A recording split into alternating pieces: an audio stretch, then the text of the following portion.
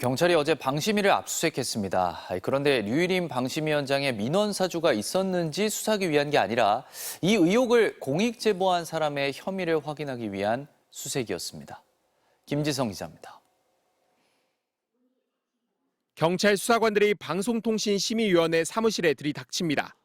서울경찰청 반부패 범죄수사대 소속 수사관 40여 명이 방심위 사무실 4곳의 노동조합 사무실까지 압수수색에 나선 겁니다. 방심위 직원 3명 거주지에선 휴대전화도 확보했습니다. 압수수색은 10시간가량 하루 종일 진행됐습니다. 방심위는 지난해 9월 뉴스타파 김만배 신앙님 인터뷰를 인용보도한 방송사에 대해 긴급 심의를 해 과징금 처분을 내렸습니다.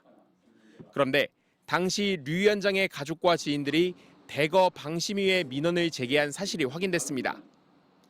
심의 요청 민원 188건 중 류 위원장의 아들과 동생 부부 등 가족을 포함해 류 위원장의 주변인 최소 15명이 50건의 민원을 제기했습니다.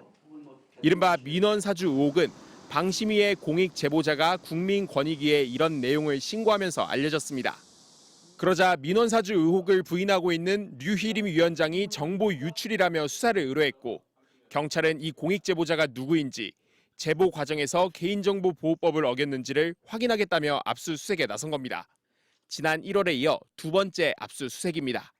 지금 경찰이 나와서 압수수색을 하는 목적이 공익신고자를 색출해서 처벌하겠다라는 것이거든요.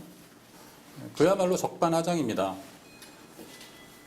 도둑이야 외쳤더니 외친 사람을 지금 잡아가겠다고. 반면 실제로 류일임 위원장이 가족과 지인의 민원을 이미 알고 있었는지, 실제로 사주가 있었는지 등을 확인할 민원 사주 의혹 자체에 대한 수사는 별다른 진척이 없습니다. 류 위원장은 지난 1월 이해충돌 방지법 위반 혐의로 고발됐지만 사건을 수사 중인 서울 양천경찰서는 8개월이 지나도록 류 위원장에 대한 소환 조사도 하지 않았습니다. 방심위 직원들에 대해서만 몇 차례 참고인 조사를 진행했습니다. 양천경찰서는 류 위원장의 가족들에 대해서도 소환에 응하지 않아 조사하지 못하고 있다고 밝혔습니다. MBC 뉴스 김지성입니다.